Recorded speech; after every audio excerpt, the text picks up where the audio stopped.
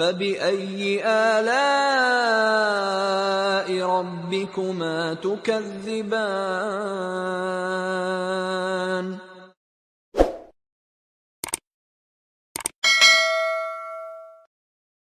Assalamualaikum warahmatullahi wabarakatuh.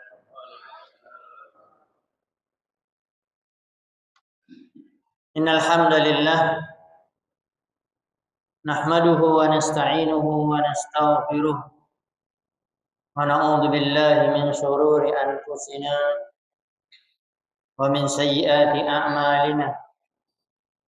May yahdihillahu fala mudilla lahu wa may yudlil fala hadiya lahu. Asyhadu an la ilaha illallah wahdahu la syarika lahu wa asyhadu anna Muhammadan abduhu wa rasuluh.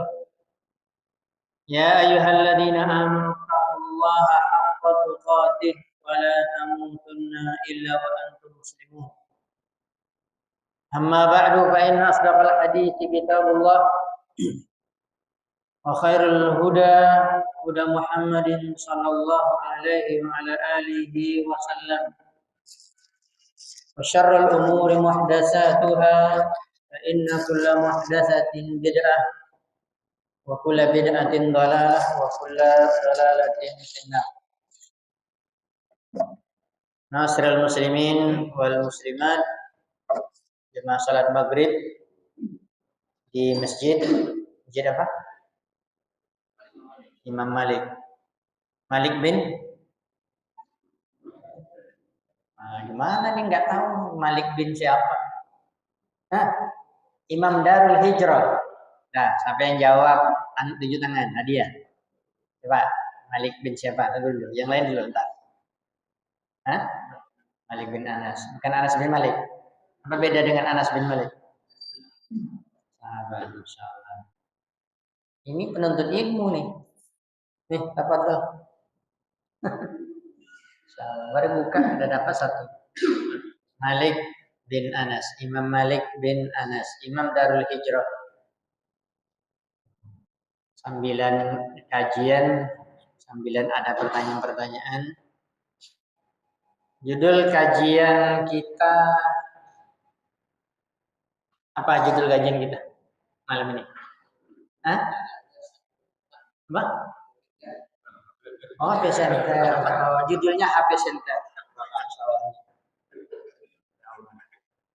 Kita waduk nih orang. Insyaallah dia akan terselamat dari fitnah akhir zaman. Kita bicara tentang fitnah akhir zaman nih. Apa judulnya, Pak? Enggak tahu juga. Yang di depan lah, apa judulnya? Fitnah akhir zaman. Antum udah di sini. Apa tadi? Istiqomah. Udah dilihat HP dia. Istiqomah apa? Di zaman fitnah atau di zaman fitnah?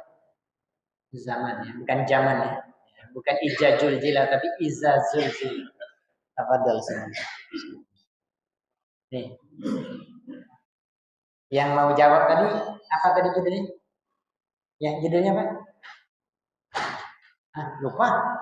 Judulnya tadi minta judul. Apa judulnya? Kalau salah nggak dikasih. Sini. Udah benar jawabannya.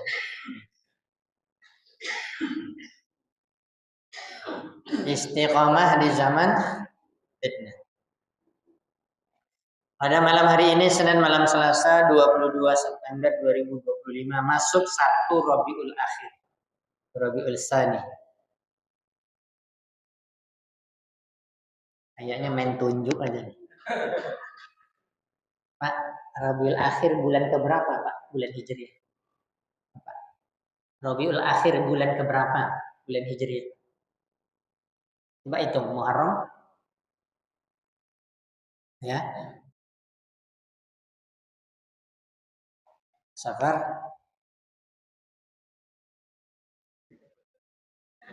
2 aja. Bulan ada 12. Masya Allah. Silakan adek. Bulan 4. Coba sebutkan Muharram. Jangan didengar kata abinya di belakang. Diam. Coba sendiri. Muharram. Terus Safar, Rabiul Awal, Rabiul Akhir. Nah, udah. Sini. Kelas berapa? Hah? Kelas 4. Di Imam Malik sudah berapa hafalannya? Qurannya sudah berapa hafalannya? Juz mana? Dari mana? Juz Amma udah hafal?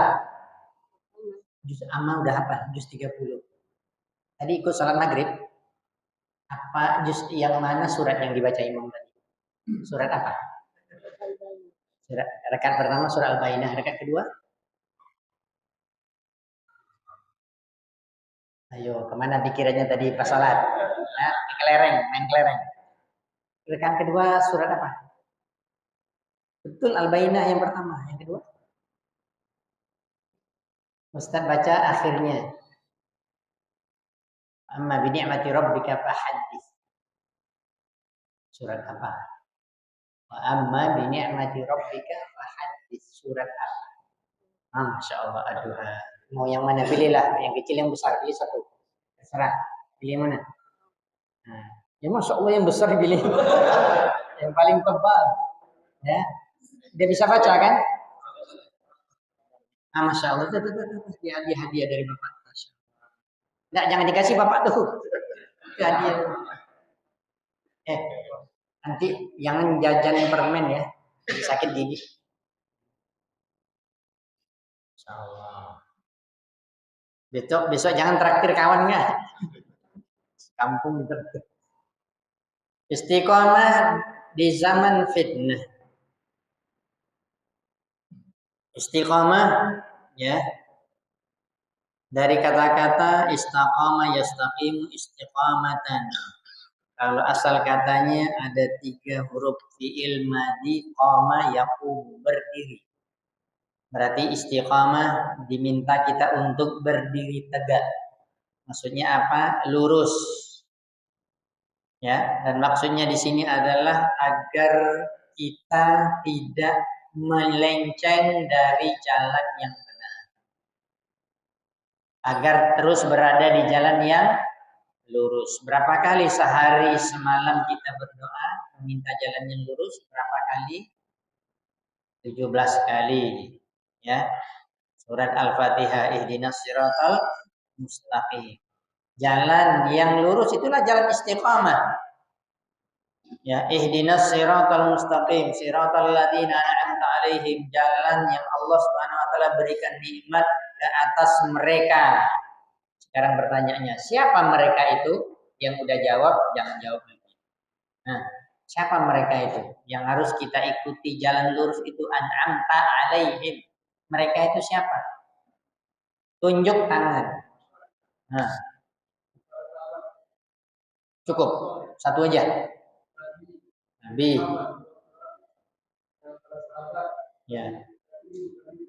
Ya. Silakan. Maju ke depan. Jalannya para nabi. Jalannya para nabi. Terus jalannya siapa lagi?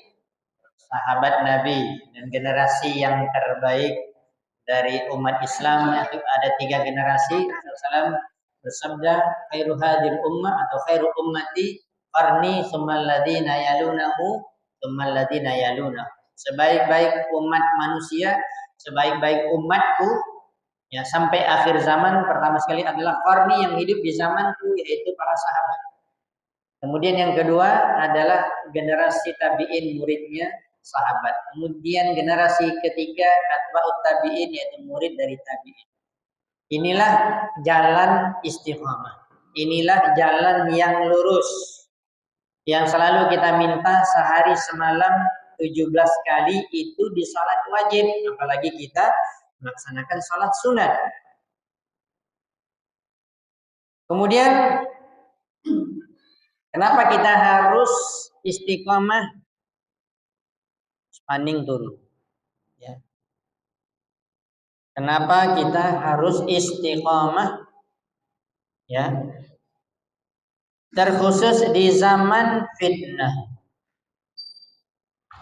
Fitnah di sepanjang zaman dari awal ada manusia di permukaan bumi ini, anak Nabi Adam. Terus anak cucunya. Terus diutus Nabi Nuh alaihi salam. Yang menjawab, yang belum menjawab. Berapa abad jarak antara Nabi Adam setelah meninggal, kemudian adanya Nabi Nuh diutus. Tunjuk tangan, berapa abad?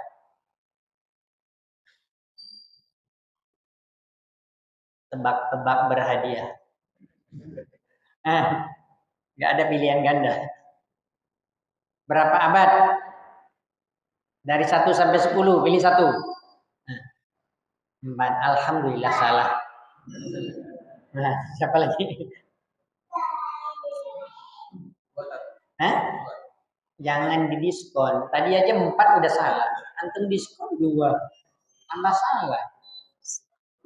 Masya Allah, 10 abad. Betul, Pak?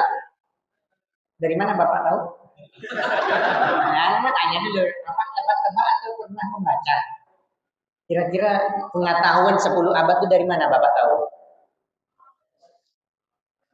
Nah, jujur aja. Bapak tebak-tebak atau gimana? Masya Allah, tebak Bapak tepat. Ya, berhadiah tebak Bapak, silakan. 10 abad. 10 abad itu berapa tahun? Berapa tahun? Enggak dapat nih berapa tahun? 10 abad berapa tahun? 10 abad itu berapa tahun? 10.000. 1 abad berapa tahun? 1 abad berapa tahun? 100. 100 tahun. Hah? Oh, 1000.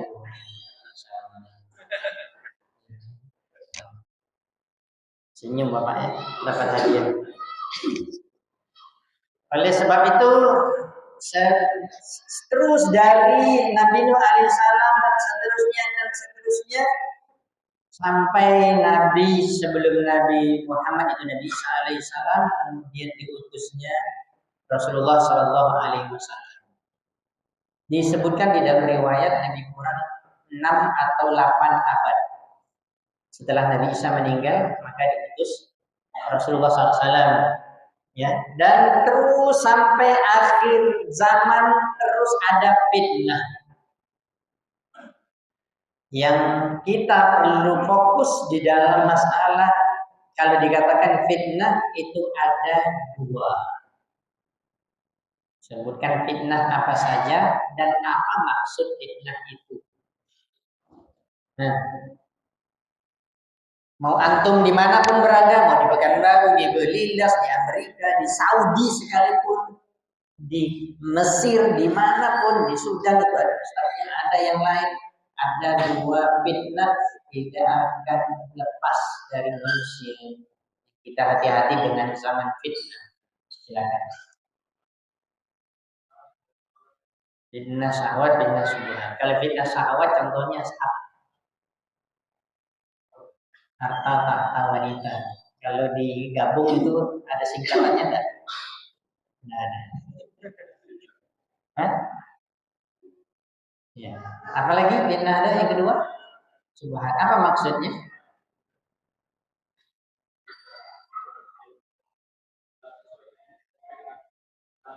Ya, salah dalam memahami agama Islam dan mengamalkannya, ini namanya fitnah syubhat. Silakan. Jalan golongan yang selamat. Punya cocok tadi. Erwan, anaknya tadi. Ya. Di mana-mana kita berada di permukaan bumi ini tidak akan lepas dari 2 fitnah tersebut. Maka kita harus selalu istiqomah menjaga diri kita agar diselamatkan oleh Allah Subhanahu wa taala dari 2 fitnah tersebut, fitnah syahwat dan fitnah syubhat, sebagaimana dikatakan oleh Akhi Irfan. Ya, yang lebih berbahaya apa? Syubhat. Kenapa? Ya, itu salah satunya. Karena juga berkaitan dengan fitnah syubhat, ya, orang bisa keluar dari Islam. Kalau syahwat nggak ada dosa besar, tidak keluar dari Islam. Ya. Dan syaitan lebih suka kepada fitnah syubhat, ya, orang jatuh kepada fitnah syubhat daripada syahwat. Walaupun dua-duanya ada godaan syaitan. Maka uh, kita harus menjaga diri kita selalu terus tidak pernah berhenti sampai kita meninggal dunia agar istiqamah di jalan yang lurus, di jalan siapa tadi? Rasulullah, sahabat, tabi'in dan atba'ut tabi'in. Karena ini generasi yang terbaik. Apalagi para sahabat yang sudah dijamin juga masuk surga dengan keumuman ayat Al-Quran dalam surat At-Taubah ayat 100.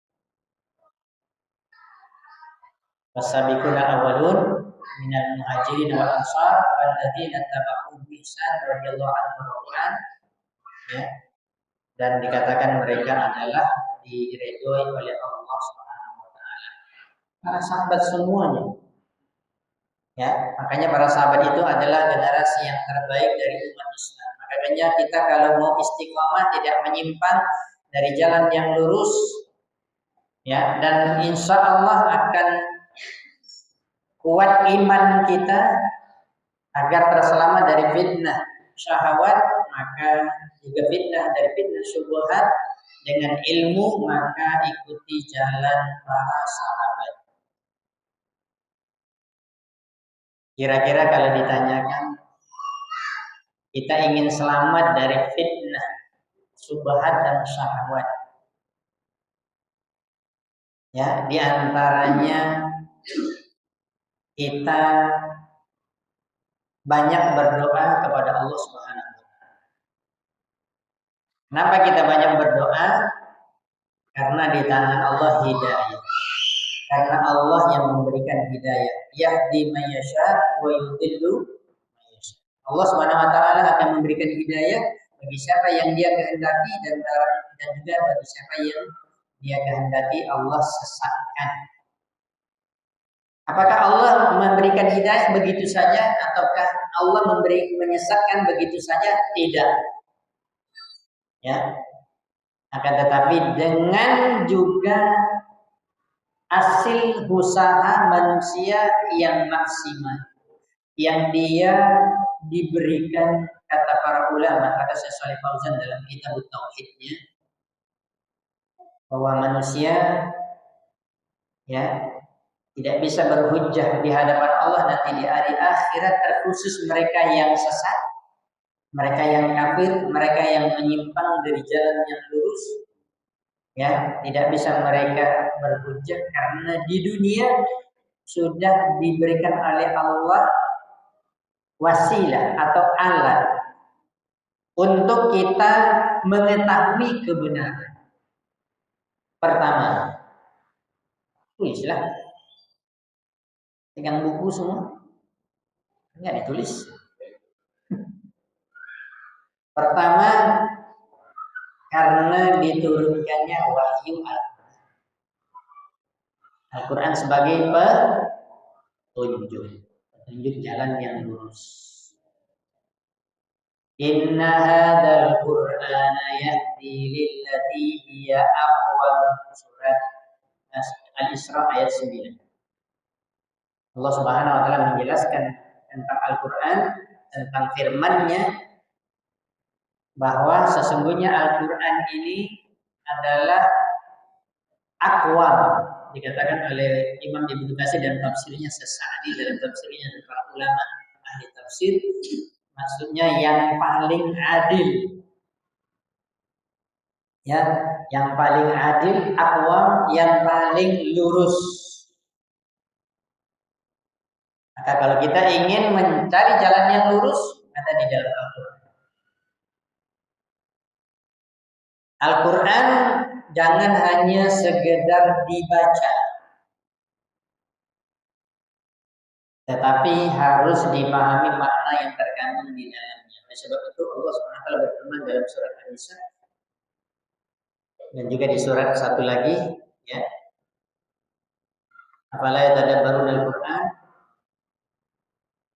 walau kana min 'indi ghairillah lawajadu fihi ikhtilafan katsira.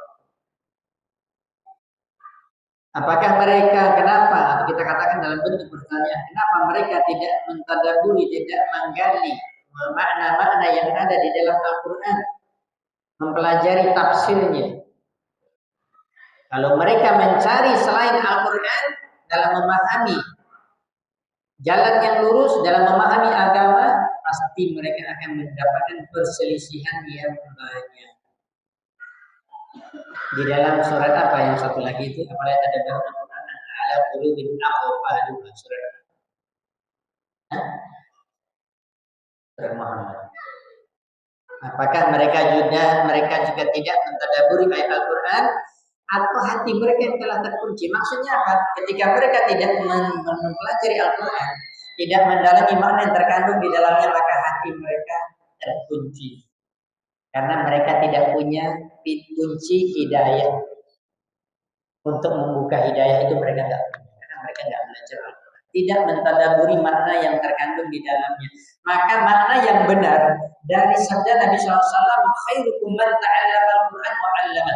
Sebaik-baik kalian adalah yang belajar Al-Quran dan mempelajarinya. Siapa yang tahu maksudnya? Belajarnya seperti apa? Siapa yang tahu makna hadis ini? Sebaik-baik kalian yang mempelajari Al-Quran. Bagaimana bentuknya? Bagaimana caranya? Tunjuk. Ada 3 poinnya. Saya sebutkan yang pertama, membacanya harus tepat. 2 lagi. Setelah dibaca, diapain? Diam aja. Dipahami maknanya. Yang ketiga, yang dari Pekanbaru nggak boleh jawab. Ya apa? Diamalkan. Karena nanti bawa ke Pekanbaru lagi saya nggak mau. Ini harus tinggal di sini. Dibaca dengan mempelajari tajwid, kemudian dipahami makna yang terkandung di dalam. Itulah yang tadi apalagi tadabbur. Kemudian yang ketiga diamalkan. Itu yang disebutkan oleh Syekh Abdul Razak dalam salah satu kitab beliau, menjelaskan tentang makna sebaik-baik kalian mempelajari Al-Quran dan mengajarkannya. Jadi jangan dipahami hanya belajar tajwid saja, hanya tahsin saja, tapi nggak paham apa yang terkandung di dalam Al-Quran. Karena banyak orang yang bahkan hafal Al-Quran 30 juz tapi nggak bertauhid, melakukan kesyirikan. Saya ingat ada beberapa ustadz kita dulu yang diutus belajar hafal Al-Quran di Jawa, karena dulu terkenal di situ para penghafal Quran bagus hafalannya, ya kuat. Diutuslah 3 orang ustadz, ya dari Pekanbaru, dari salah satu pondok pesantren. Sampai di sana, pas mereka libur atau mereka ditanya oleh mudirnya, apa aja yang kalian buat di sana? Ternyata mereka sampaikan, setiap Jumat pagi atau Jumat malam kami dibawa oleh kiai ke kuburan baca Quran. Ini pondok tahfiz, hafal 30 juz, bahkan terkenal dari pondok ini kalau musabaqah, saya sebutkan aja, di Jogja itu juara 1 terus. Tetapi baca Qurannya di mana? Di kuburan. Ini namanya tidak ngerti apa yang terkandung di dalam Al-Quran, cuma menghafal. Ya. Makanya jangan bangga-bangga kita dulu hebat bacaan Al-Quran kita. Saya guru Quran. Ya, bahkan mohon maaf, Quran saya 30 juz bersanad belum tentu selamat kalau tidak paham isinya. Ya. Maka ini yang pertama. Kemudian juga tentunya mengamalkan. Yang kedua tadi kata saya Saleh Fauzan lanjutannya, ya, mempelajari karena Allah SWT telah mengutus nabinya yang mulia SAW yaitu Rasulullah untuk mengajarkan Islam yang kita katakan yaitu mempelajari sunnah. Jadi mempelajari Al-Quran dan sudah ditegakkan hujah kepada semua manusia dan tidak ada lagi nanti di akhirat kita berhujah bahwa kita nggak tahu kebenaran. Ya. Kemudian yang ketiga, karena Allah SWT telah memberikan kita akal, manusia diberikan akal. Ya. Manusia diberikan akal untuk berpikir. Kata para ulama tafsir, kata Syekh Muhammad bin Shalih Al-Utsaimin rahimahullah taala dalam Sharh Kitab Tauhid Al-Qaulul Mufid ala Kitab Tauhid, kata beliau kalau dikatakan akal di dalam Al-Qur'an, afala taqilun atau yang lainnya berkaitan dengan akal, itu maksudnya adalah bulughul hati. Karena apa? Karena yang menguasai akal kita adalah hati kita. Makanya Nabi SAW bersabda di dalam hadis, "Ala inna fil jasadi mudghah, idza salahat salaha al-jasadu kullu, wa idza fasadat fasada al-jasadu kullu, ala wa hiya al-qalbu." Ketahuilah di dalam tubuh manusia ada segumpal daging. Apabila baik, maka baiklah seluruh anggota tubuh, maka apabila rusak, rusaklah seluruh anggota tubuh. Kalau terjemahan kita hati, tapi kalau lihat di kamus yang betul itu qalbun itu jantung. Karena orang kalau sudah copot jantungnya mati. Ya, hati masih bisa misalnya sakit parah, tapi kalau jantung berbahaya. Maka kalau sudah rusak ini dari jasmaninya saja. Kalau sudah rusak itu merembes kepada tubuh yang lain. Apalagi kita berbicara tentang hadis ini maknawi yang terkandung di dalam hati tersebut.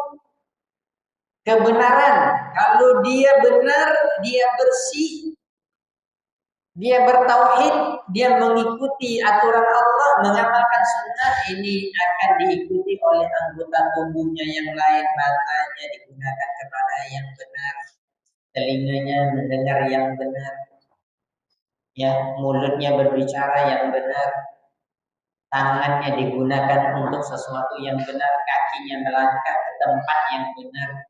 Disitulah fungsi hati, dan dikatakan kenapa disebutkan hati, karena dia disebutkan dalam riwayat yang lain bahwa dia adalah raja, sementara anggota tubuh yang lain adalah bala tentaranya.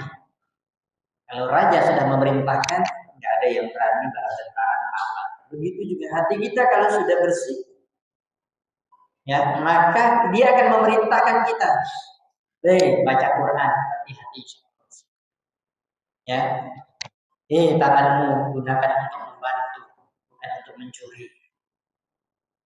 Telingamu dengarkan untuk membaca Al-Quran, dengarkan kajian, dengarkan nasihat-nasihat, bukan dengarkan musik, bukan dengarkan nyanyian.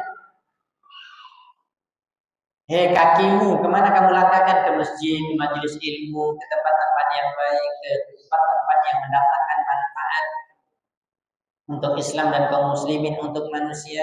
Kakimu melangkah untuk mencari nafkah karena kamu wajib menafkahi anak dan istrimu, karena di situ ada pahala, jadi digunakan kepada yang baik. Juga Rasulullah SAW bersabda di dalam hadis riwayat Imam At-Tirmidzi dan Ibnu Majah, hadis ini sahih.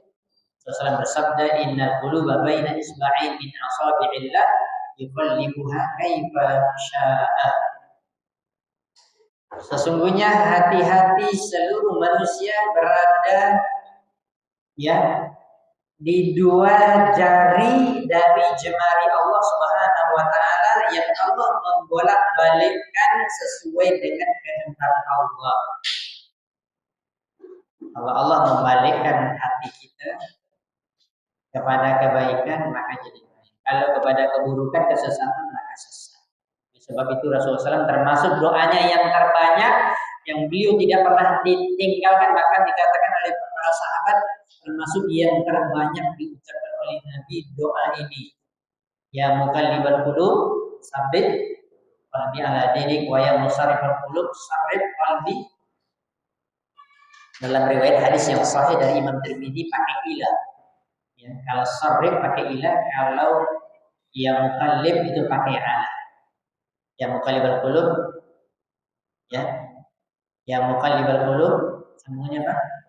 Sabit qalbi ala dinik wa ya musarrifal qulub sarrif qalbi ila dinik. Baca doa ini selalu dan jangan dilupakan di antara doa kita yang kita ucapkan setiap hari. Ini juga bisa dikatakan salah satu kiat untuk kita istiqomah selamat di zaman fitnah. Karena hati kita di tangan Allah, di jari-jari jemari Allah, dan Allah lah yang menentukan kita menyimpang atau tidak. Salah satunya dengan kita meminta kepada Allah. Banyaklah berdoa. Kalau di dalam surat Ali Imran ini doanya juga selalu dibaca berkaitan dengan itu juga. Rabbana la tuzigh qulubana ba'da idh hadaitana wa hab lana min ladunka rahmah innaka antal wahhab. Baca doa ini. Syekh Abdul Razak hafizahullah taala ketika menjelaskan ayat ini beliau mengatakan coba mundur satu ayat ke belakang. Karena dikatakan di situ warasikhuna fil ilmi. Sebelum ayat ini, sebelum ucapan doa ini disebutkan oleh Allah bahwa mereka yang mengucapkan doa ini siapa? Ar-rasikhuna bil ilmi, orang yang kokoh ilmu agamanya, mantap mengerti ilmu agama, yang mereka mengamalkannya, tapi mereka tetap berdoa apa? Rabbana la tuzigh qulubana. Apa artinya? Ya Rabb, kami jangan engkau palingkan hati kami. Ba'da hadaitana, setelah kamu memberikan petunjuk kepada kami. Ini menunjukkan kata Syekh Abdul Razak bahwa sekaliber para ulama yang mereka berilmu, mengamalkan ilmunya, mengerti Islam, mereka mengucapkan doa ini. Bagaimana dengan kita? Ya, yang terus masih belajar, masa nggak mengucapkan doa ini? Baca terus Rabbana la tuzigh qulubana ba'da idh hadaitana wa hab lana min ladunka rahmah innaka antal wahhab. Jam berapa masuk sholat? Hah? Sudah masuk? Ya, pas 19.17 untuk Kecamatan Seberida. Silakan kita dengarkan azan terlebih dahulu, nanti kita lanjutkan setelah azan. Ya. Dan kita berhenti dengan qomat.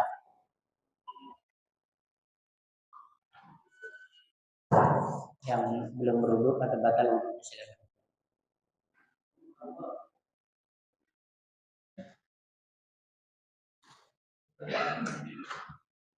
Kayaknya di depan banyak air minum. Air minum saya di bawah. Sengaja taruh. Tidak ganggu.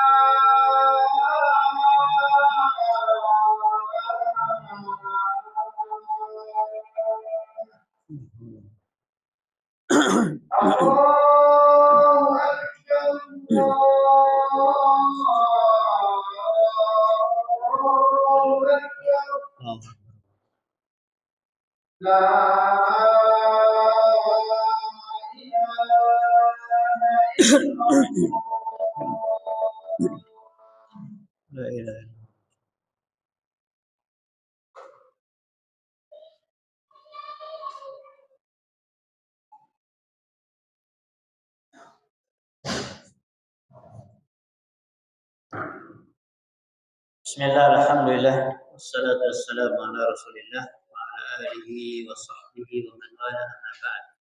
Kaum muslimin dan muslimat, jemaah masjid Imam Malik bin Anas rahimahullah ta'ala, hafidhahullah ta'ala jami'an. Poin yang berikutnya kata Syekh Shalih Fauzan hafidhahullah ta'ala, karena kita juga kalau tadi akal itu diberikan oleh Allah kepada manusia karena bisa membedakan mana baik dan buruk. Ya, makanya kita mendapatkan orang-orang kafir walaupun mereka tidak belajar Al-Qur'an dan hadis, tapi ada akal mereka yang bisa mereka gunakan bahwa ini baik, ini tidak. Dengan melihat adanya maslahat dan melihat adanya mudarat. Apalagi kita sudah dibimbing dengan Al-Quran dan hadis. Dan ini pendukung-pendukung kita mengetahui kebenaran. Kita diberikan oleh Allah hujjah ini agar kita tidak lagi nanti membantah Allah di akhirat ketika ditanya kenapa kita sesat, kenapa kita menyimpang. Karena sudah lengkap semua. Allah sediakan penyebab-penyebabnya, asbabnya sudah ada. Yang terakhir adalah fitrah salimah. Allah telah menanamkan setiap diri manusia itu memiliki fitrah yang lurus. Tapi fitrah ini bisa tidak lurus, bisa kotor karena banyaknya pengaruh dari luar. Di antaranya adalah pendidikan. Di antaranya adalah orang tua. Di antaranya adalah lingkungan. Ada berapa tuh? Yang bisa membuat fitrah itu menyimpang pertama? Pendidikan. Makanya kita, terutama anak-anak kita harus masukkan ke sekolah-sekolah yang benar, lurus akidahnya dan amalannya sesuai dengan sunnah. Ya, nanti kalau salah, walaupun mereka di pesantren, karena pesantren di dunia ini banyak sekali, di Indonesia paling banyak. Tapi keluaran pesantren banyak juga yang sesat. Karena apa? Tidak ditanamkan akidah yang benar, akidah sahihah tidak ada. Seperti yang saya sebutkan tadi, pesantren Al-Quran, menghafal Al-Quran, tapi digiring anak muridnya baca Quran di kubur. Walaupun mereka sudah hafal Quran nanti. Pendidikan memberikan pengaruh. Bersyukurlah antum di sini di Balilas sudah ada pesantren Malik bin Anas, sudah ada sekolah Islam Sunnah. Ya, wa jazakallahu khairan kepada Ustaz Khairul dan orang-orang yang telah berjibaku untuk membuat sekolah di sini. Ya, dan juga alhamdulillah saya tanya tadi beliau juga dengan para asatidzah ada kajian rutin di masjid ini hadir. Ya, baik pendidikan secara formal untuk anak-anak kita ataupun pendidikan untuk kita menuntut ilmu supaya fitrah kita lurus. Kalau berkaitan dengan akal, supaya akal kita sehat. Pendidikan apa tadi lagi? Yang bisa merubah fitrah? Orang tua. Makanya Nabi SAW bersabda, kullu mauludin wa kullu mauludin yuladu 'alal fitrah fa abawahu yuhawidani aw yunassirani aw yumajjisanihi. Setiap anak yang dilahirkan dalam keadaan fitrah lurus, tidak ada, maksudnya bersih, tidak ada kotoran-kotoran pengaruh-pengaruh luar, maka tidak ada dosa. Tetapi yang membuat dia berubah, kalau dia misalnya jatuh kepada kafir karena pengaruh orang tuanya kafir, Yahudi, jadilah anaknya Yahudi. Kalau orang tuanya Nasrani, jadilah anaknya Nasrani. Kalau orang tuanya Majusi, jadilah anaknya Majusi. Kalau orang tuanya Islam, jadi anaknya apa? Islam. Kalau orang tuanya mempelajari Al-Quran dan hadis, dan dia berpegang teguh kepada Al-Quran dan Sunnah, berada di jalan yang lurus, juga anaknya menjadi lurus. Sebagai tambahan, jangan antum berharap anak antum menjadi anak yang soleh, yang lurus, kalau orang tuanya nggak lurus. Ya, mencetak anak yang soleh itu bukan seperti membolakkan telapak tangan mudah. Perlu perjuangan, perlu habis harta orang tuanya, berkorban ke apa asal anaknya jadi anak yang soleh. Kemarin saya Jumat sore baru ngisi kajian di Radio Hidayah. Saya bahas adalah mayantabi'u bihil mayyit, apa yang bermanfaat untuk si mayit apabila sudah meninggal. Amalan dari orang yang hidup diantaranya adalah amalan anak yang soleh. Rasulullah bersabda, "Idza mata ibnu Adam inqata amalu illa min salah." Salah satunya adalah waladun salihin yad'u lahu, anak yang saleh yang berdoa untuk orang tuanya. Kata para ulama, bukan hanya doa saja, ya, seluruh amalannya. Karena ada satu hadis yang seorang sahabat datang kepada Nabi SAW, dia ingin bersedekah untuk ibunya yang telah meninggal. Apakah berpahala? Kata Nabi, iya. Sampai pahalanya kepada yang meninggal, sampai amalan sedekah kepada orang tua. Maka orang tua memberikan pengaruh yang besar kepada kita generasi. Kalau kita sudah meninggal, ya anak-anak kita. Kalau kita memang duluan meninggal, generasi begitu. Ya, kita ingin istiqamah, kita juga ingin generasi kita istiqamah, terkhusus di zaman fitnah, syubhat dan syahwat. Maka orang tua pertama sekali harus benar. Orang tua harus baik agamanya. Jangan ibu anaknya disuruh berjilbab, tapi ketika ngantar sekolah nggak pakai jilbab. Mana bisa anaknya meniru? Nah, bisa dia menjadi lurus. Ini anaknya khawatir dia merokok, bapaknya merokok terus. Mana bisa? Ya. Dicontohnya ayah dan ibu itu. Maka kita pertama sekali perbaiki diri orang tua sebelum kita menginginkan anak kita menjadi saleh. Jadi fitrah itu bisa berubah. Apalagi yang tadi sebutkan lingkungan. Berada di lingkungan mana kita? Maka carilah lingkungan yang baik. Pernah dengar kisah di zaman Bani Israel yang 99 membunuh orang itu? Nah, kita selalu dengar ini. Sampai 100 orang dibunuhnya. Ya. Tapi Allah Subhanahu wa taala berikan dia hidayah dan dia mati dalam keadaan husnul khatimah. Karena dia mencari lingkungan yang baik. Maksudnya dia ingin bertaubat dan ingin menjadi baik dan ingin mati baik, husnul khatimah, maka dia tanya kepada seorang ulama, maka ulama mengatakan, "Pergi kamu ke negeri yang jauh sana, kamu tinggal di sana, di situ orang-orang soleh ada di sana." Sehingga dia bisa menjadi soleh, menjadi baik. Lingkungan itu memberikan pengaruh. Ya, dan saya bahas juga kajian saya kitab Adabul Mufrad di Siak, kajian rutin juga setiap bulan yang dikarang oleh Imam Bukhari. Kitab ini berkaitan dengan hak tetangga, berkaitan dengan masalah tetangga. Di antaranya Nabi Shallallahu Alaihi Wasallam mengatakan ada 4 seseorang apabila mendapatkannya maka dia dapat kebahagiaan di dunia. Ada 4. Arba'atun minas sa'adah. Dah siap ditulis, arba'atun minas sa'adah. Yang pertama adalah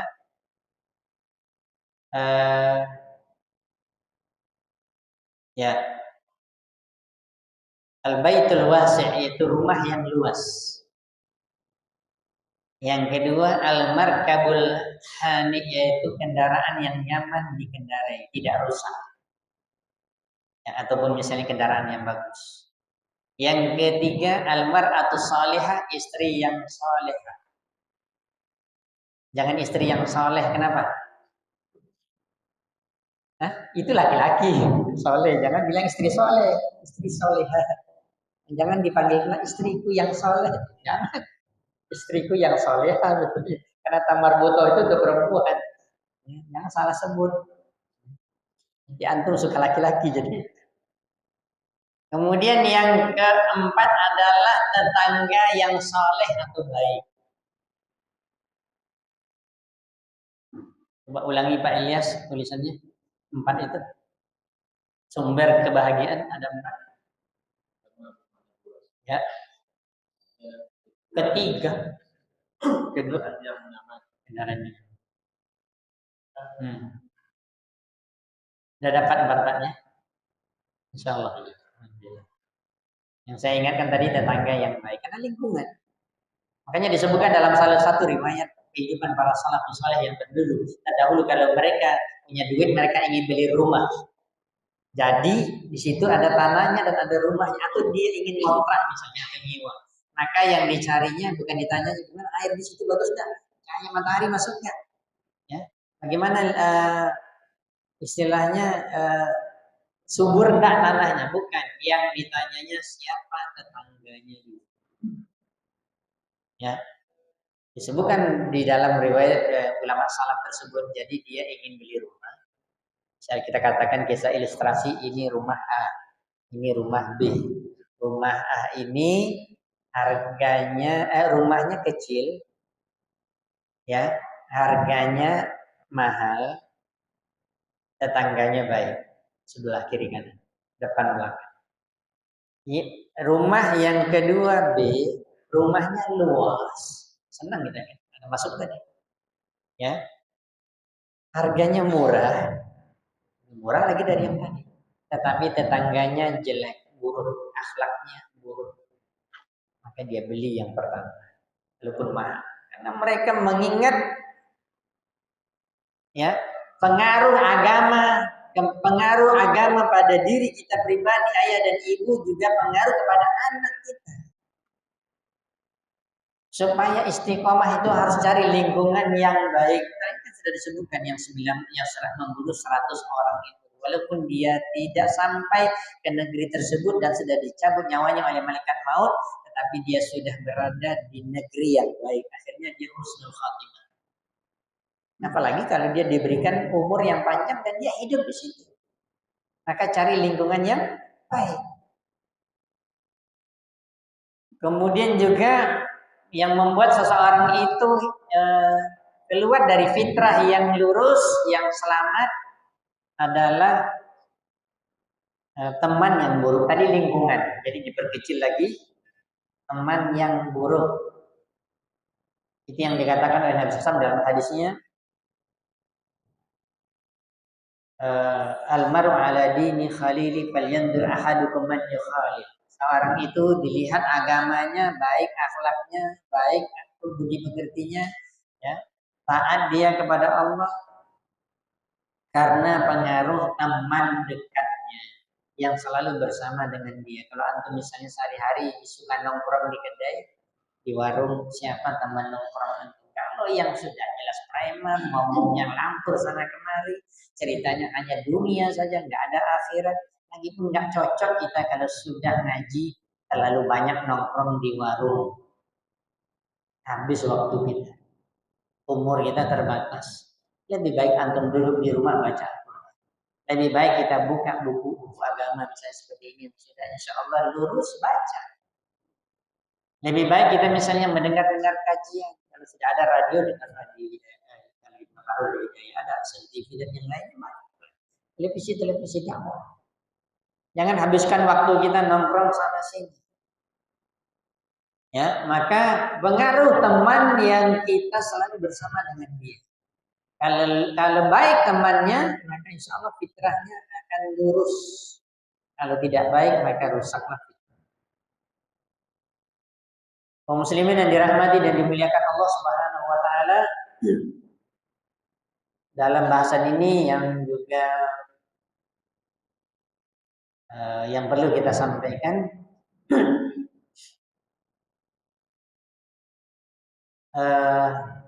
di antara pendukung agar kita istiqamah di jalan yang lurus di zaman fitnah.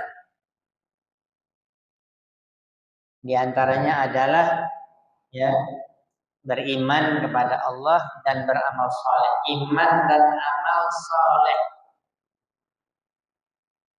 Allah Subhanahu wa taala berfirman, "Yusabbitullahu alladziina aamanu bil qawli tsabit fil hayatid dunya wa fil akhirah."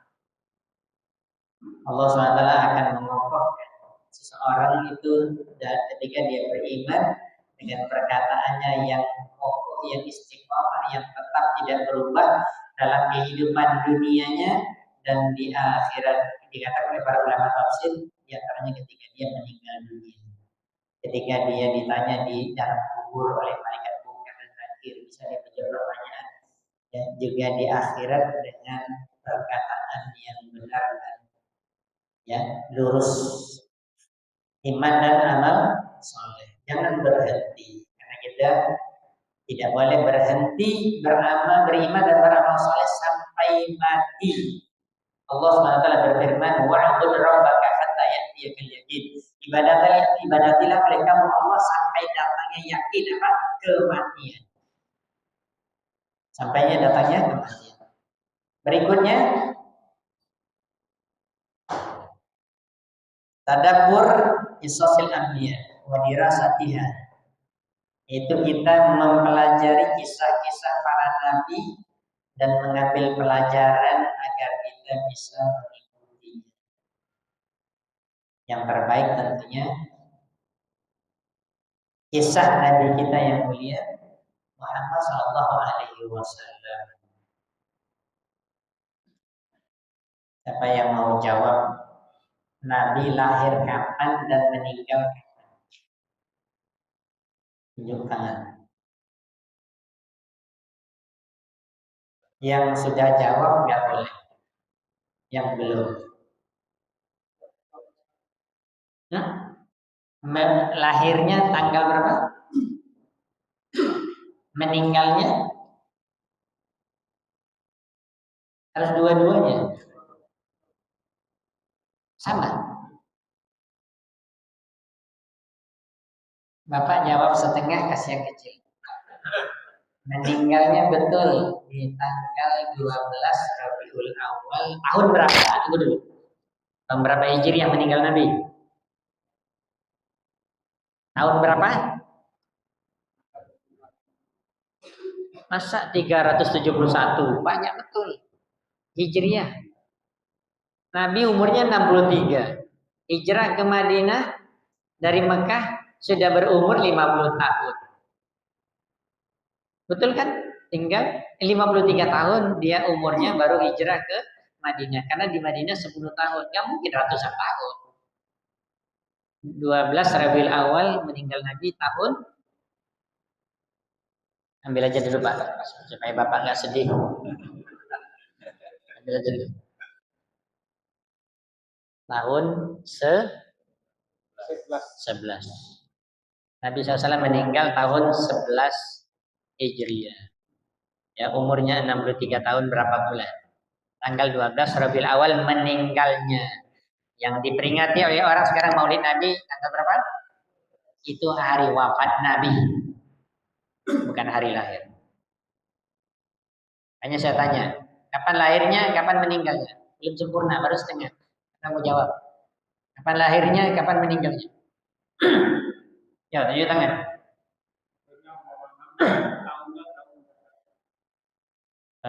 Wallahu a'lam bishawab. Allah yang hanya mengetahui kan? Ya.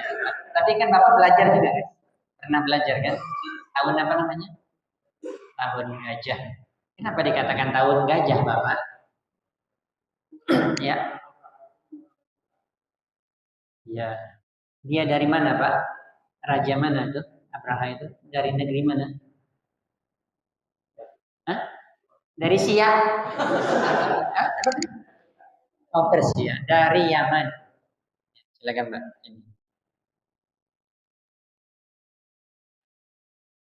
Insyaallah.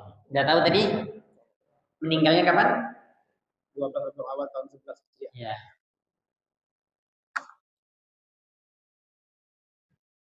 Jadi kita mesti mengetahui sirah nabawiyah. Ya, kita ambil pelajaran yang terkandung di dalamnya. Kemarin juga saya ngisi Ahad sore di Asal TV, ada bahasan kitab Syekh Abdul Razak Tajdidul Iman. Bagaimana kita memperbaharui iman kita, di antaranya adalah mempelajari sirah Nabi yang mulia Sallallahu Alaihi Wasallam. Mulai dari beliau diangkat menjadi Nabi sampai meninggal. Bahkan sebelum beliau diangkat pun dari kecil sudah memiliki akhlak yang mulia. Apalagi setelah beliau diangkat menjadi Nabi. Nabi SAW diangkat, ditunjuk aja lah. Yang ngantuk-ngantuk kan ditunjuk nih Pak. Ini udah mulai ngantuk teman kita. Umur berapa Nabi menjadi Nabi? 40. Menjadi Rasul?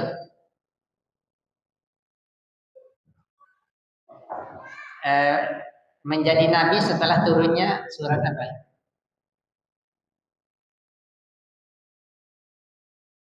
Ayat 5 ayat pertama turun. Surat apa tuh? Coba baca, apa bunyinya? Bacalah. Itu bahasa Indonesianya.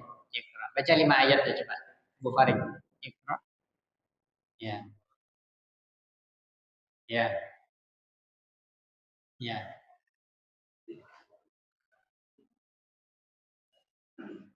Udah. Ya, ambil yang satu. Ya.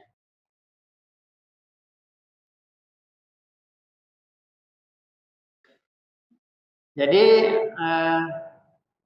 kita perlu belajar sirah Nabi Shallallahu Alaihi Wasallam di seluruh perbuatannya, ya, dan di seluruh kisah-kisah yang ada di dalam kehidupannya. Apalagi ketika beliau mendapatkan ujian yang berat, bagaimana beliau menghadapinya. Ini juga menjadi pelajaran bagi kita agar kita istiqomah. Karena kita kan di dunia ini banyak diuji oleh Allah, berbagai macam ujian. Ya, makanya ujian yang paling berat itu adalah para nabi dan rasul. Para sahabat bertanya, ayyun nasi asyaddu bala'an ya Rasulullah? Manusia mana yang paling berat dapat ujian wahai Rasulullah? Para sahabat bertanya. Maka Nabi menjawab, al-anbiya, tsumma amsal fal amsal. Para nabi kemudian orang yang mengikuti mereka, yang dekat kepada Nabi, ya, maka mereka dapat ujian yang berat. Tapi bagaimana mereka menghadapinya? Itu yang perlu kita pelajari. Istiqomah itu agar kita istiqomah, jangan cengeng. Ya, diuji dengan dunia saja sudah mental, sudah jatuh. Ya, Masya Allah banyak saudara-saudara kita, ikhwan-ikhwan kita yang dulu ada riba, kerja di bank berhenti, ada mantan-mantan preman, bertato dan segala macam. Dulu banyak duitnya, sumbernya mungkin tidak tahu, banyak yang haram. Setelah dapat hidayah kepada tauhid dan sunnah, Allah uji dengan kemiskinan. Allah uji dengan duitnya tambah sedikit. Dari dulu yang dia dapat, ini harus kuat. Jangan lari. Ya, jangan karena dunia kita mental, kita balik lagi kepada zaman jahiliyah, zaman buruk dunia. Ini dunia nggak ada apa-apanya di mata Allah Subhanahu wa taala. Kemarin saya satu mobil dengan seorang teman. Kalau di Pekanbaru itu ada yayasan Syirkah Ta'awuniyah mengurus jenazah, antar orang sakit, menjemput orang sakit. Itu dia bilang semobil dengan saya, Ustaz, anak kira dulu ketika anak hijrah, anak ini banyak duit, ternyata tambah payah pada dia. Anak bilang disitulah Allah memuji anda. Ya, istiqomah, tetap. Jangan lari dari kebenaran, jangan lari dari ketaatan. Ujian dunia itu kecil. Makanya para ulama mengatakan orang yang diuji dengan fitnah, salah dalam memahami agama, rusak dia, diistilahkan tadi dengan fitnah syubhat, lebih berat daripada orang yang diuji dengan fitnah dunia, kemiskinannya. Tidak ada apa-apa. Ya. Kita balahan diuji dengan kemiskinan, bahkan kita jauh dari ketaatan, rugi dua. Ya, sudah miskin di dunia, enggak taat lagi, masuk neraka jahanam. Ya, kita harus pandai memilih jalan hidup kita yang lurus agar kita istiqomah, jangan mudah putus asa dalam urusan dunia. Baca sirah Nabawi. Bagaimana kehidupan Nabi SAW? Dikatakan Nabi itu rumahnya 4x4, kamarnya di situ, ruang tamunya di situ, tempat sholat tahajud malamnya juga di situ. Kecil, ya. Tetapi beliau bahagia, hatinya bersih. Kita rumah kita besar, hati kita besar. Karena di dalam rumah tidak ada dihidupkan, ya, kehidupan yang menghidupkan hati kita, di antaranya suasana agama. Makanya Nabi SAW menganjurkan kita memperbanyak ibadah sunat itu di rumah. Kalau sholat wajib laki-laki di masjid, perempuan lebih baik di rumah. Kemudian dihidupkan juga dengan baca Quran, dengan saling menasehati, dengan amar ma'ruf nahi munkar, agar rumah kita itu tidak jadi seperti kuburan, seram, ya, sunyi, angker kata orang. Hidupkan dengan ibadah. Dan kita lihat bagaimana kehidupan Nabi SAW di rumah Nabi. Kemudian yang diantaranya tadi sudah disebutkan juga, yang kita sebutkan tadi, bisa ini adalah faktor yang mengalihkan dari fitrah yang selamat, yaitu berteman dengan teman yang buruk. Berarti untuk kita bisa istiqomah di zaman kita, kebalikannya berarti bersahabat, berteman dengan orang-orang yang apa? Soleh. Ya, bukan dengan Pak Soleh. Ada namanya Pak Soleh tapi dia nggak soleh. Ada juga itu. Ya, bukan dengan berteman dengan Pak Soleh tapi berteman dengan orang yang soleh. Sobat salihah yang akan menolong kita, membantu kita untuk melakukan kebaikan. Kalau kita salah, ditegurnya, itu semuanya soleh. Makanya Syekh Abdul Aziz bin Baz rahimahullah ta'ala mengatakan teman yang sejati adalah teman yang ketika kita salah ditegur. Teman yang ketika kita malas beribadah diberikan motivasi, diajak kita. Bukan teman sejati itu yang kita berbuat maksiat didiamin saja. Ya. Apalagi kalau kita sudah banyak makan jasa orang itu, kita terus ditraktirnya, kita terus dibantunya dengan uang, terus kita diberikannya fasilitas dunia. Ternyata teman kita itu pelaku maksiat. Bagaimana sikap antum kira-kira? Dinasihati. Walaupun sudah banyak antum dapat hadiah dari dia, jangan mentang-mentang kita sudah dapat banyak hadiah, kenikmatan dunia, nggak enak negurnya, nanti nggak dapat lagi. Salah. Teman yang sejati adalah teman yang mengingatkan kita dan ketika kita lalai, kita diingatkan agar kita tidak lalai. Ketika kita tidak semangat beribadah, jadi semangat beribadah. Ketika kita melakukan maksiat, kita diingatkan ini perbuatan maksiat. Itu teman yang baik. Bukan teman yang baik itu yang kasih duit terus, ini tidak baik. Bisa jadi kita tidak akan menegur dia ketika dia salah. Begitu juga ketika kita mungkin selalu beri dia sesuatu, ternyata kita betul salah. Kalau teman yang sejati adalah teman yang akan tegur kita. Ya, jadi dia bersahabat dengan kita karena Allah. Itu yang dikatakan oleh Nabi SAW, bahwa ini merupakan termasuk perkara yang menguatkan kita di dalam agama kita, yaitu ya al-wala wal bara, yaitu kita berwala dan bara kepada siapa teman kita. Itu harus diperhatikan. Dan hendaklah kita sabar bersama orang-orang yang saleh seperti ini. Baca di dalam ayat Al-Qur'an, wasbir nafsaka ma'al ladzina yad'una rabbahum bil ghadati wan ashyi yuriduna wajha wa la ta'du 'ainaka 'an turidu zinatal hayatid dunya. Di surat Al-Kahfi. Sabarkan jiwamu, dirimu selalu bersama orang-orang yang berdoa kepada Allah, orang-orang yang taat, orang-orang yang zikir, orang-orang yang lurus pada pagi hari dan sore harinya, yang mereka menginginkan wajah Allah.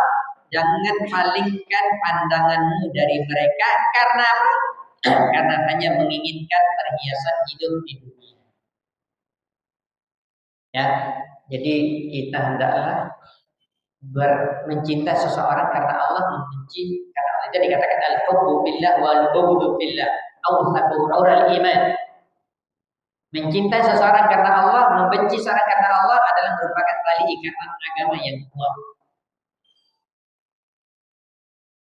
Kemudian yang lainnya diantaranya adalah lari dari fitnah tersebut.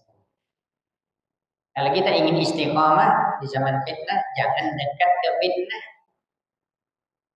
Katanya mau selamat dari fitnah, tapi pergi juga ke tempat fitnahnya nggak selamat. Mana bisa selamat kita? Katanya kita ingin selamat, tapi kita pergi ke tempat orang-orang yang berkumpul, mereka misalnya diantaranya kalau fitnah subuhat, pelaku-pelaku fitnah. Ngumpul kita di situ, dibuat acara walaupun acara besar. Saya nggak perlu sebutkan, mungkin kita tahu ada seorang yang meninggal dielulukan, katanya kiai besar, ulama besar, wali Allah, meninggal dia, datang orang sampai 5 juta orang dari seluruh Indonesia ke tempat itu, bangga mereka. Ya, ini perkumpulan tidak benar karena mereka mengagungkan kuburan. Ya, tidak boleh bersangatan kata Nabi SAW, safar kecuali di 3 tempat. La tushaddu rihal ila salasati masajid. Tidak boleh bersangatan safar, semangat menginginkan betul harus safar kecuali hanya 3 tempat. Tunjuk tangan, siapa yang mau jawab? Masjidil Haram di Mekah, Masjid Nabawi di Madinah, di Palestina. Tafadhol. Tidak boleh bersangatan kemanapun kita mau pergi. Ini masjid ya, tidak boleh bersangatan. Jangan antum ada wajib seumur hidup harus ke Masjid Istiqlal Jakarta. Nggak ada itu. Ya, karena nggak ada keutamaannya. Di Masjidil Haram 100.000, keutamanya 1 salat. Di Masjid Nabawi 1.000. Di Masjid Aqsa, Syekh Mansur Ali Hasan mengatakan hadis yang sahih itu 250 bukan 500. Ya. Adapun yang lain biasa, dimanapun atau salat di permukaan bumi ini, di masjid manapun sama. 27 derajat sama, nggak ada keutamaan yang lebih dari yang 3 masjid tersebut. Makanya jangan bersangatan pergi. Mau kemana antum? Saya mau pergi ke India, Pakistan, Bangladesh. Ngapain ke sana? Bersangatan, seumur hidup harus 4 bulan katanya. Masya Allah. Ini betul antum kalah Mekah Madinah. Kalah Masjidil Haram ya, Masjid Nabawi. Kenapa nggak ke sana? Ini bersangatan, ini jangan kata Nabi. Apalagi ini masjid ya, apalagi ke kuburan. Sengaja pergi tadi rame-rame sampai 5 juta orang, viral, bangga. Siapa yang ngajarkan? Gak ada diajarkan oleh Nabi. Habis duitnya, nanti dipertanggungjawabkan di akhir. Ya, bahkan para ulama mengatakan banyak terjadi kesyirikan karena pengagungan terhadap kuburan wali. Ya, terjadi kesyirikan. Mulai dari zaman Nabi Nuh. Untuk baca di dalam surah An-Nuh. La tadharunna alihatakum wa la tadharunna waddan wa la ya'uq wa ya'uq wa nas. Ada 5. Ya, itu diagungkan kuburan orang-orang yang saleh. Sampai sekarang masih ada. Ya, bahkan dikasih kelambu, dikasih bunga, dikasih itu segala macam, nanti orang pergi. Khusus wisata religius syirik. Wisata syirik itu. Banyak orang yang terjerumus kepada kesyirikan. Ngalap berkah makan batu nisan. Bawa berkah. Syirik. Sedangkan Ka'bah saja nggak boleh dibuat seperti itu, dinding-dinding Ka'bah batunya, apalagi kuburan. Ya, yang boleh dicium itu hanya Hajar Aswad. Yang boleh disentuh Hajar Aswad dengan rukun Yamani, yang sudut lain nggak boleh disentuh, nggak ada ngalap berkah, nggak ada. Ini masjid yang termulia Ka'bah, apalagi kuburan yang bukan masjid. Bersangatan kita safar ke sana, ini namanya tempat fitnah. Maka kalau kita ingin selamat dari fitnah, jauhi semua. Ya, pemahaman-pemahaman yang sesat sudah jelas, ustadznya sesat, menyampaikan tidak benar. Ya, bid'ahnya banyak. Antum duduk di majelis ilmu dia, antum namanya masuk dalam fitnah. Hati-hati di media sosial. Jangan katakan saya penasaran ingin dengar kajian Ustaz Bulan. Ustaz Bulan itu sudah jelas menyimpang. Antum nanti tersambar fitnah.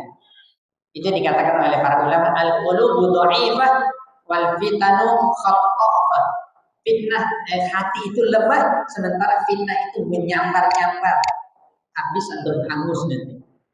Kita dekat kepada fitnah, jauh, sudah jelas itu tempat fitnah. Kalau fitnah syahwat tadi sudah jelas diskotik itu tempat apa? Sudah jelas tempat orang kumpul-kumpul, ada konser musik, sudah jelas Yahudi.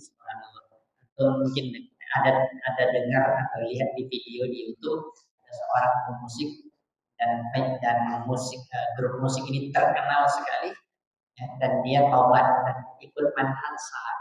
Dia diwawancarai dan dia bertobat kepada Allah dan dia ingat, kata dia, malam tahun baru ketika di Jakarta dan itu diadakan di Monas dan pentas ini pentas terbesar dan dia termasuk gitarisnya dan dia mengatakan itulah sampai hati saya itu mulai ragu, kata dia. Setelah malam tahun baru ditunggu saat-saat yang jam 12 itu jam 00 itu ternyata dia keluar sebelum subuh, dia masih jaga salat subuh, dia keluar, dia lihat bergelimpangan, mohon maaf, pondok.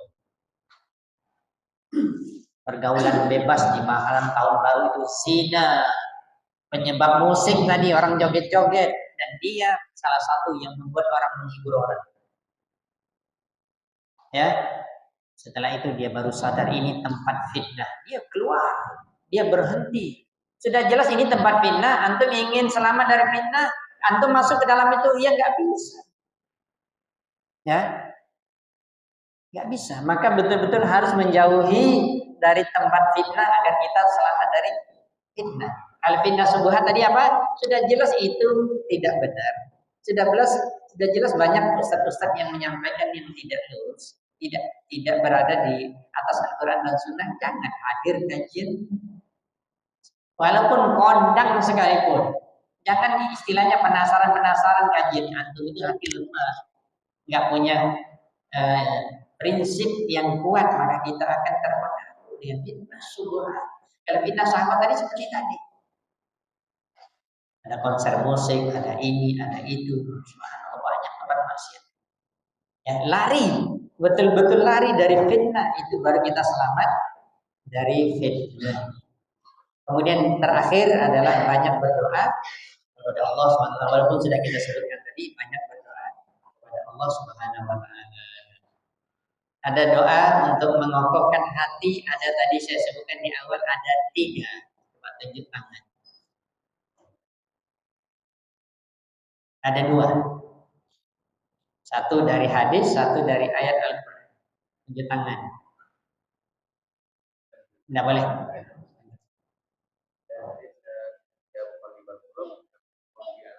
Ya. Ila. Ya. Doa dari Al-Quran.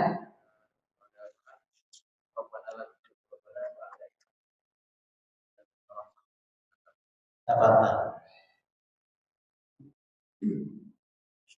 Tim liputannya dapat. Kira-kira ada doa yang lain supaya hati kita istiqomah di jalan yang lurus sampai mati? Dan ada yang kira-kira hafal doa lain? Kita awali kajian kita dengan doa itu. Ayo pikirlah, apa kira-kira bunyi doa? Awal kajian udah masuk itu tadi. Bukan yang disebutkan oleh saudara kita.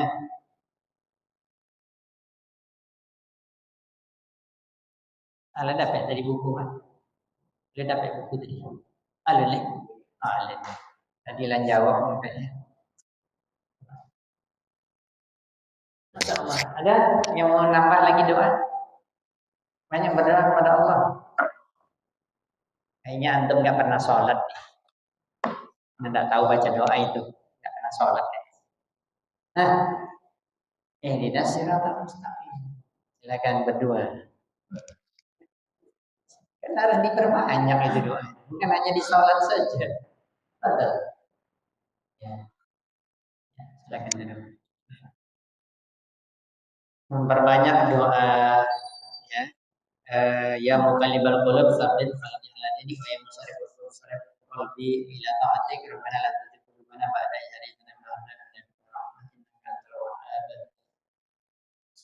Ada yang mau bertanya? Kita silakan sebelum kita tutup.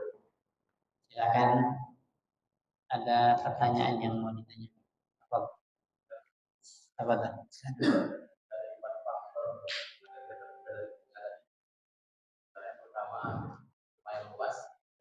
Itu bukan terselamat dari fitnah, tapi memperoleh kebahagiaan.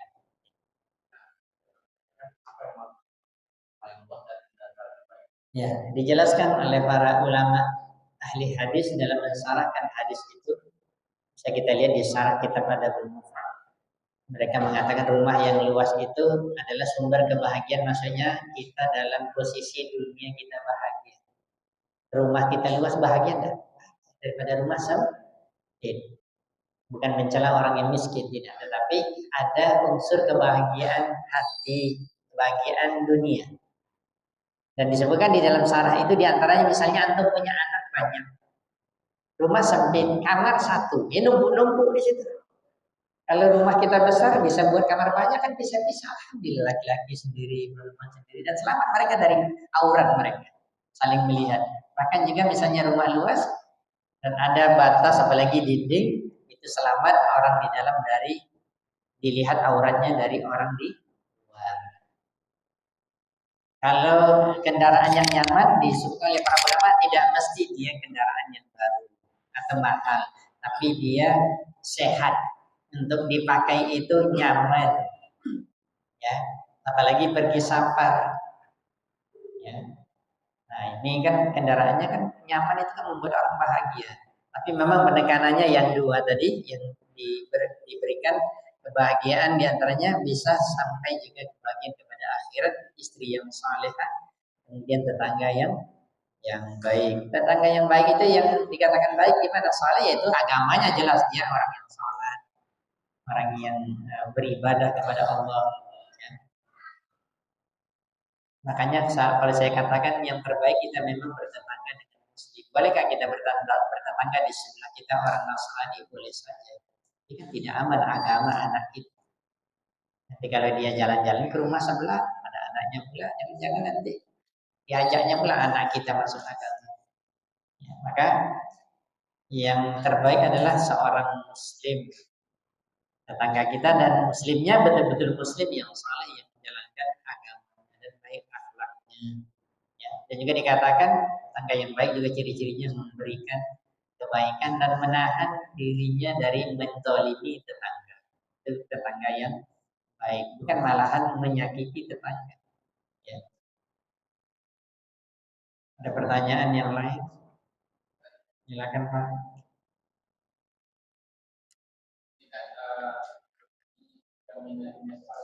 Ya.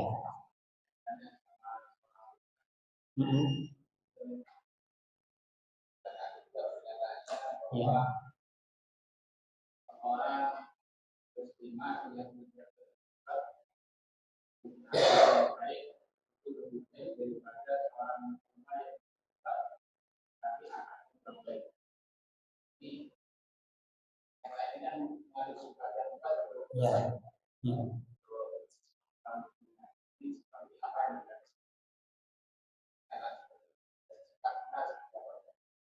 Sikap kita pendapatnya salah.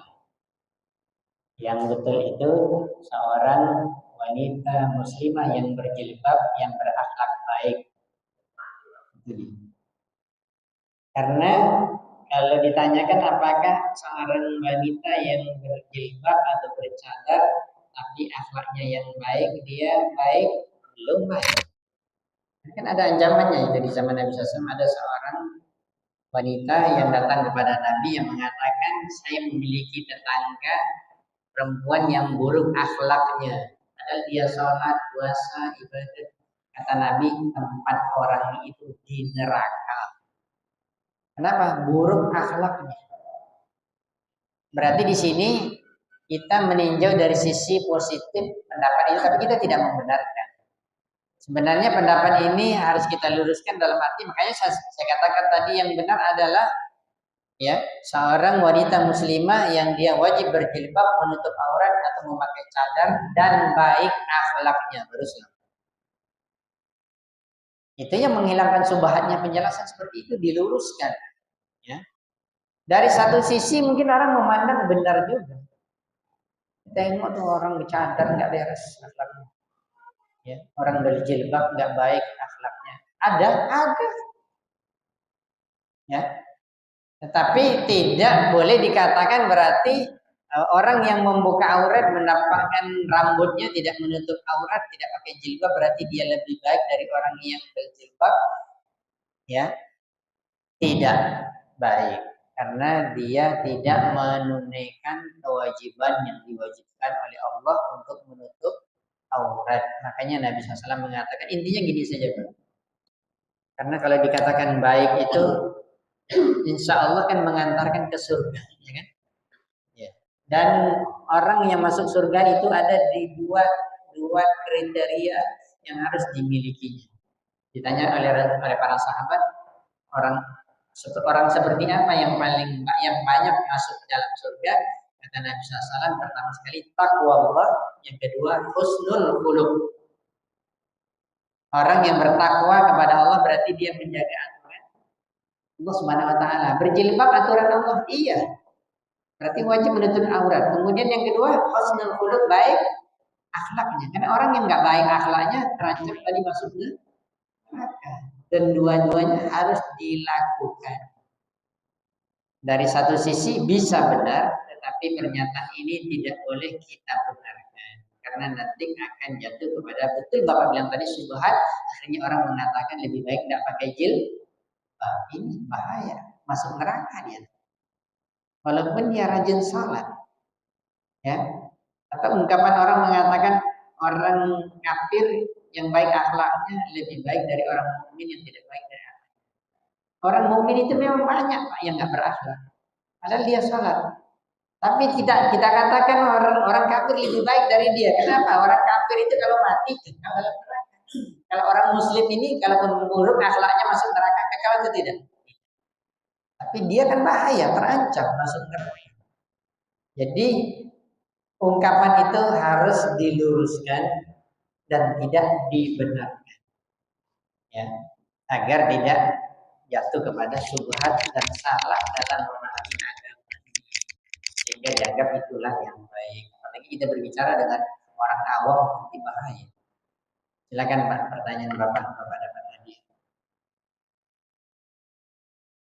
Tafadhol, ambil Pak. Tak pilih aja sendiri. Ada yang lain mau bertanya? Tadi siapa yang bertanya satu? Pertama tadi. Oh iya, kasihlah. Tadi antum mau minta tunjuk tangan terus. Ini satu Pak, pilih dulu. Nah, satu aja. Pilih, silakan. Yang terakhir yang mau bertanya? Ahmad. Ada terakhir yang mau bertanya? Niatnya ikhlas bukan karena buku. Ada terakhir yang mau bertanya, niat ikhlas bukan karena buku. Silakan tunjuk.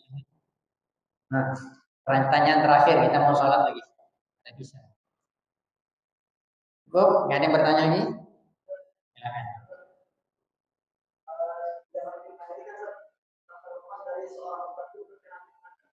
Ya. Jadi ada status yang kemarin yang mengatakan bahwasanya rokok itu halal, tapi janji rokok itu halal. Dan mereka begitu di bawah, kita tidak mau ulama berbicara tentang ini. Ataupun ada ustaz yang mengatakan baru-baru ini juga kalau nanti itu apa? Kawan-kawan kita sebelah yang layak itu apa? Ini dari zaman ulama bersisi pendapat. Ketika ditanya apa, ulama bersisi pendapat. Jadi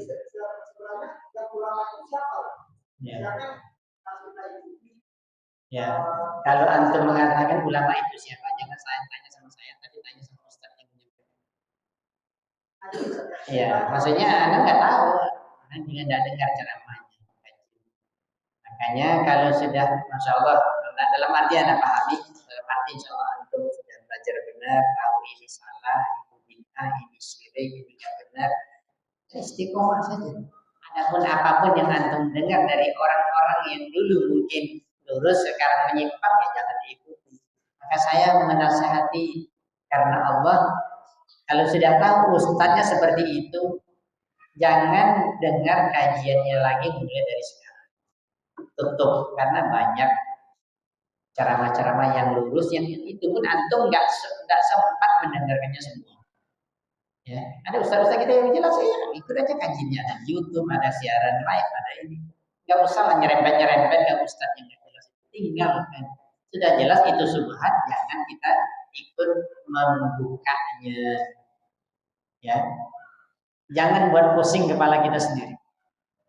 Ya, kecuali nanti kalau keluarga kita yang lihat itu ya kita nasihati, kita kan tahu yang benar, udah nasihati. Kalau ditanyakan ulama, ya kan seperti tadi. Kalau Ustaz itu mengatakan ini perselisihan ulama, maka balikan ke dia, ulama mana? Dan sebutkan namanya, kalau bisa kitabnya apa.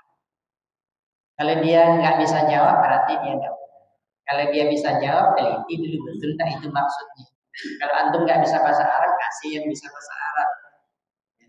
Gampang saja. Kalau antum nggak mau pusing, makanya saya sebutkan tadi jangan lagi ikut ya ceramah-ceramah dan dengar yang seperti itu. Banyak ilmu Islam ini yang belum kita pelajari, jangan menyibukkan dengan yang itu. Ya, tinggalkan. Sudah tahu itu subhat, ya udah tinggalkan. Nggak perlu nyerempet-nyerempet. Penasaran-penasaran nggak perlu. Tinggalkan aja. Ikuti saja yang lurus, ya, yang insya Allah akan membawa kepada istiqomah di jalan yang lurus. Tapi kalau antum misalnya dapat subhat itu, maka yang perlu ditanya adalah ulama atau para ustadz yang mumpuni dalam ilmunya. Agar kita, kalau betul antum ragu ya, tanya kepada ustadz yang betul istiqomah, yang betul di jalan yang lurus. Tapi kalau antum hanya penasaran-penasaran, karena sarankan tidak boleh dengar kajian itu. Udah tutup aja. Ya. Nah, dari media sosial apapun nggak perlu kita buka karena nanti akhirnya kita sibuk dengan itu. Yang lebih penting kita belajar yang benar, nggak ada lagi waktu kita karena sibuk dengan itu. Habis waktu kita pusing pula kita mikirkan subhat. Maka ini harus dihindari. Pertanyaan terakhir untuk antum. Kita tutup kajian kita malam hari ini, mudah-mudahan bermanfaat untuk saya dan untuk kita semua. Kita berdoa kepada Allah agar Allah memberikan kita istiqomah di jalan yang lurus. Di antaranya doa yang diajarkan oleh Imam Hasan Al Basri ini, itu Allahumma rzuqnal istiqomah. Ya Allah, berikan kami rezeki dalam istiqomah. Saya juga untuk mengucapkan doa ini. Allahumma rzuqnal istiqomah. Ya, pengajian kita pada malam hari ini. Subhanallah. Assalamualaikum warahmatullahi wabarakatuh.